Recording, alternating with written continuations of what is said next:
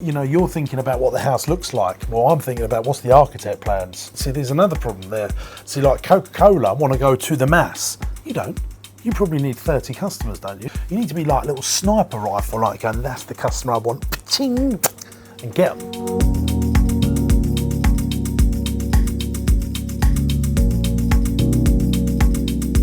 First, what's your role in the business? Service director. But what do you actually do, like, day to day? So I wear many different hats. I, go and see existing clients, generate referrals, the billing, managing the staff, the team. The answer to your question, so do you want to grow it? Yeah. Do you know what you want to grow it to in terms of size? Yes. To live the lifestyle that you want to lead? Yeah. Is that look like double what you're doing now, 20% more than what you're doing now? Double what we're doing now. So the answer to your question is very simple on how to sort this out. You need to be a full-time sales and marketing person for Tendit. You manage no more staff. You do no billing, a complete waste of your time, or any of that stuff. You buy in administration people that are brilliant. Have you got a PA? All of that stuff. So you focus, you get into work, and all you're doing is getting customers and keeping customers or increasing average customer value with your customers. Yeah. What you've got to get into your head is when people ask you what you do, you need to say, I am the marketeer of Tendit. Because it's a mindset thing. Yeah, you own it. Yeah, obviously that is true. But you've got to get from being, this is a Dan Kennedy phrase, and Dan Kennedy, a really smart American marketer, just died last week, but he always says, he's wrote like 12 business books. He says you've got to be the marketeer of your business rather than the doer of your business. So you look at someone like Richard Branson, marketeer, Phil Knight from Nike spends most of his time on marketing. You've got to become a super duper marketeer and business development salesperson, because you also have a trust basis issue with bringing in salespeople because they're mis-selling. And I think you come over very trustworthy and very knowledgeable. But most business owners, when I really sit down with them, and from the few things that you've said there, you are an operator of your business, not a marketeer. And you need to be spending 80% of your time on marketing and 20% of your time on operations. So dive back in, make sure your operations are as sweet as a nut, but make sure it's not the other way round. Yeah, okay. And most business owners are the other way round. It's 8% operations and 20% marketing. When the phone rings, they'll take it and they'll dive in to get that customer over the line. And all the stuff that you said, we go organically and all that. Yeah, we grow organically. Yeah, of course, every business wants to have organic stuff. And that happens as more years you're established in business. Of course, you get more organic referrals, and that's a great thing. But imagine if you spent 4 days a week just on getting customers and 1 day a week on looking after customers. Sorry to interrupt. So would you say that should be mainly focused around the social side? No. First of all, it's a mindset thing. So basically the three pillars of getting customers is market, message, media. Who's your market? What's your message to your market of the pain that you can solve? And then it's the media that you use. Yeah. And you've made another crucial mistake there from those that are uninitiated in marketing. I've just put this in a new book that I've wrote called Getting Customers. Everyone that's not initiated in marketing starts with their media now because of what you've just said. Like, should it be social media? You're thinking about distribution rather than who the distribution needs to go to. So you wouldn't sell a 24 phone system or communication system to someone that lives in a 2-bedroom bungalow. They don't need that, do they? They just need to go down the shop and buy a simple phone system. So you need to really know who your market is and what your message is, and try and imagine that books don't exist, that newspapers don't exist, that the internet doesn't exist, that magazines don't exist, that LinkedIn doesn't exist, that social media doesn't exist. Because if you went back to the 60s and 70s and you was a marketeer, you knew putting an ad out was so expensive. You knew, like, taking a page out or a TV ad. So you would think about the media as the very last thing. You'd be thinking about, how can I market? What's my headline going to be? What pain am I going to solve? What does my market look like before you actually wrote some checks out? The problem is now, people can just post something on LinkedIn for free. They can post something on Instagram for free. They can get stuff out on YouTube for free. And that's dangerous, because it makes you a lazy marketeer. rather than actually thinking properly. So first of all, the first thing is a mindset. Stop thinking of yourself as operations director, which most business owners do. Yep. You know, like so-and-so's getting on my nerves, that person hasn't filled in that paperwork correctly, that customer service isn't good enough. My experience shows buying in someone to manage that sort of stuff is far easier than the person that can go and get 10 brand new customers for the business. And getting customers probably is how you started this business. You would have gone and got your first few customers and turned it into a business, because without customers you're not a business. What happens is that the business owner starts off as a really good marketer, business development person. The business gets busier and they go into the operations role because they don't know, you know, they can fix all the pain their customers have got, and they stay in that role. What I've done differently is I've got all the customers, gone into operations and looked to sack myself from that as soon as I possibly can, like fast as anything, so that I can go back into getting customers. And that's how I think I've done more than most, because when people really ask, James Sinclair, what are you? And I will say I'm a marketeer. The greatest entrepreneurs focus on getting customers, and then they bring in great people to look after their customers. Makes sense. But it's a mindset thing, you know, like, and you've got to get yourself out of that. Oh, right, what, put something on LinkedIn, you know? No, because direct mail would be better for you, like actually sending physical letters in the post. That would be the better marketing. Which we do, to be fair. Yeah. Okay. But like, how good's the copy? Do you know what good copy is? Do you even know what copy means? Yeah. Okay. You know, like. So, and that's where I hold my hands up. I'm not an experienced marketeer. But you've got to be. Yeah. So you've got to like start research, reading books on it, going to marketing seminars, like, because do you know the thing about marketing?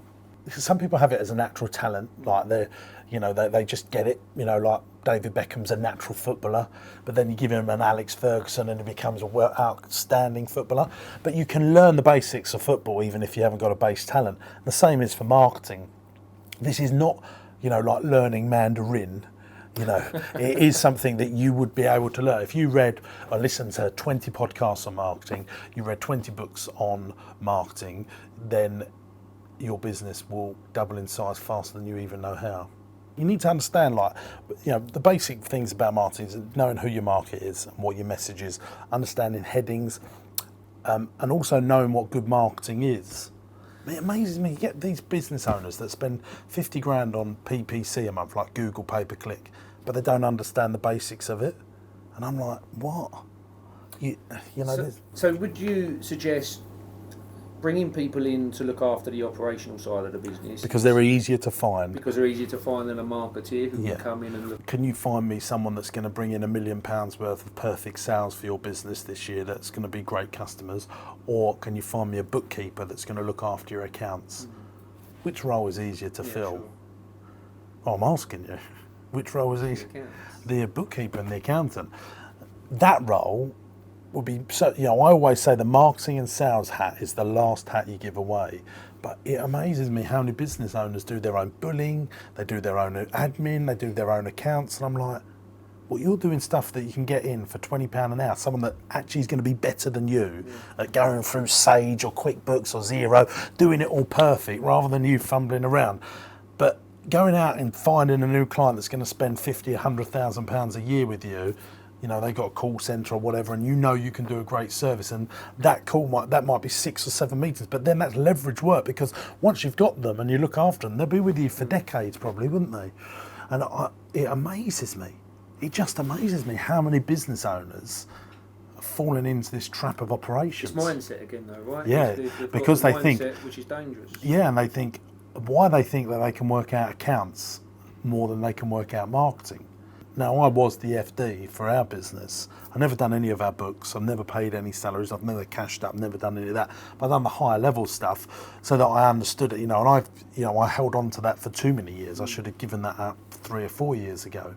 But why do I spend most of my time on getting customers? Yeah, okay. I spend more time on marketing for all of our businesses than anything else, because that's entrepreneurial stuff. Because you've got to think, like, what did the market want?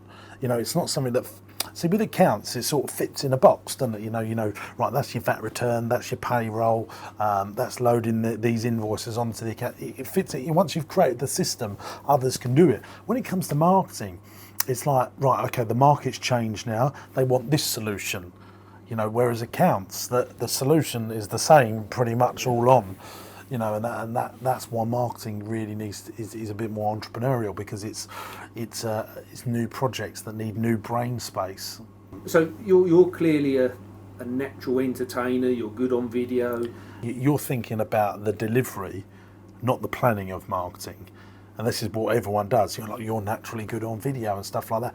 Well, mate, I will sit with a notepad and work out headings and the pain that our customers want before I go and do a video. Spend, you know, the heading of my book. Like, there was 4 of us going around saying, what should we call it, and what should the subheading be that would answer the pain that a customer's thinking of it. So it's called Getting Customers Easier, Faster, and with Less Time Than You Thought Possible. Like, I didn't just come up with that. There was like 4 people, you know, toing and throwing it, going backwards and forwards. Like, is the customer going to respond to that better than how to get customers fast? You know, and it's like, so we were saying getting customers, because that's what we know business owners really want to do. They want to do it faster and easier and with less money. That's really what they want to do. So we crafted that and really thought about it. A video camera did not get involved. You know, a podcast did not get involved. It's actually, that stuff's more important than the delivery. So that's why who your market is, what your message is, and then see, it's really hard to rethink your mindset, because you're naturally going straight to the end delivery. So you know, you're thinking about what the house looks like. Well, I'm thinking about what's the architect plans. You know, because then that makes the house look, but that's what really polishes the video. You know, we'll do a video, and if you watch any of our videos, we'll say, in this video, we're going to tell you 5 ways to get more customers, or 5 ways to grow your business using LinkedIn. That bit is the most important bit, not my presentation, because I'm going to tell the customer what pain we're going to solve for them. The most amazing thing about us is we all understand marketing, because we're all consumers. This is the thing, but we consume big stuff. So we consume Coca-Cola, we consume Louis Vuitton, Apple, Disney. We consume this broad marketing, which is drip-fed through multi-channels: internet, TV, film, radio, even online, offline newspapers and stuff like that. That sort of marketing is not the marketing that you'll be doing. You will be doing what I call direct response marketing, guerrilla marketing, customer acquisition marketing, which is very, very different. And I think that's my problem at the moment. I don't understand. I understand the concept of us delivering a fantastic service to a business. They recommend their suppliers, their friends, their colleagues, and we get involved to help them that way.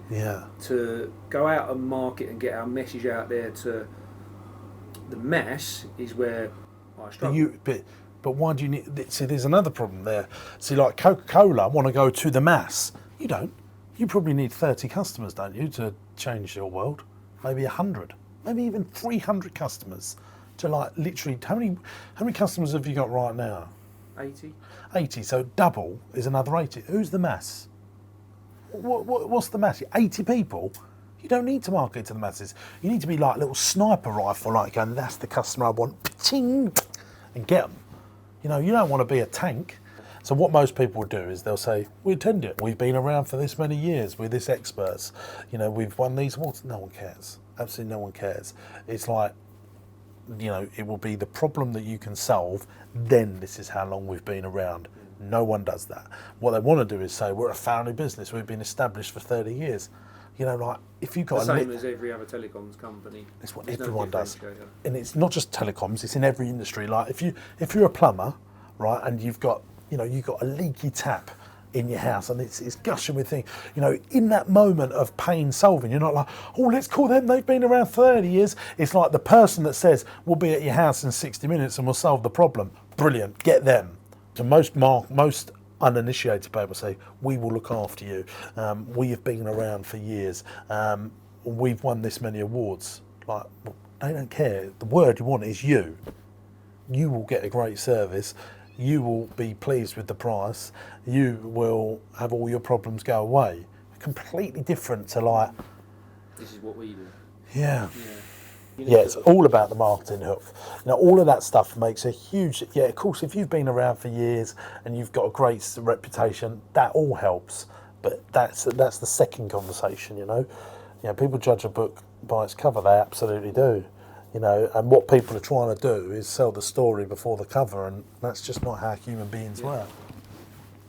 You know, it's all about, really, you've got to think about the headings, and everything like the pain-solving headings gets people in. Like you say, it's retraining my brain to a certain extent to think how I don't naturally think. And because you're a consumer of media so accessibly, like I am, you're thinking, I need to put something on Twitter, I need to put something on Facebook. Like most businesses, I need to send an email out, I need to do something on LinkedIn. Like people, but like years ago, if you wanted to do the equivalent to an email, you would have had to send a sales letter out. So you would have thought, right, we're going to send. No one would just flippantly send out a sales letter because that might have cost $2,000. So they would have put some thought in it. Yeah. Now people go, oh, we'll just send an email out, or send a tweet out, or post something on LinkedIn, or post something on Facebook. You know, because there's no thought gone into it because it's free to do, and that's why people don't get the results on it. Yeah. You know, rather than sending it in a white envelope, it needs to go in an orange envelope or a purple envelope. You know, like we send out in envelopes like this bright, shiny blue, like, whoa, what's this? This doesn't look like a bill or something annoying. Boom. See how little things like that, you know, we swapping this from, you know, a bright blue envelope from a white envelope or a brown envelope. Basically, you know, you've got to be unusual where everyone else is usual, and that's all the things that we've picked up. You know, when I go and do seminars and conferences, I'm usually the only one that uses a flip chart. Most people do bloody boring slides, no one's listening, you know, and I use flip charts, you know, and people go, bloody hell, this is a bit old school, you know, but you just got those little tweaks that can really make people stand up and see attention. And yeah, I learned that from my entertainment days, doing things just slightly different, you know, to be unusual in the usual world. But the answer to all your problems is you become a master marketeer, and literally 10 books, a few podcasts. Yeah, what you need to do is, yes, a master marketeer will make you outstanding, but you need to become what I like to call as a family doctor. So you understand just enough about Facebook ads, you understand what great copy is, you understand what great design is that's going to get you customers rather than design that you love, and that's crucial. Big one, that. And you know, what's a good responsive website, what's a great email, what does a great email look like. But then you have these surgeons and consultants that you can refer to, but you know enough to answer the right questions and know when you're smelling that BS. So I always say business owners should be a family doctor that knows all the right questions to ask to the surgeons and consultant. If they become a surgeon and consultant themselves of any one particular field, they stop knowing enough about all these other things. Great advice, it is. Yeah. Yeah, okay. Makes a lot of sense. Good stuff. Thanks, mate. Cheers, James. I hope you enjoyed that. I did, yes. I didn't say a lot on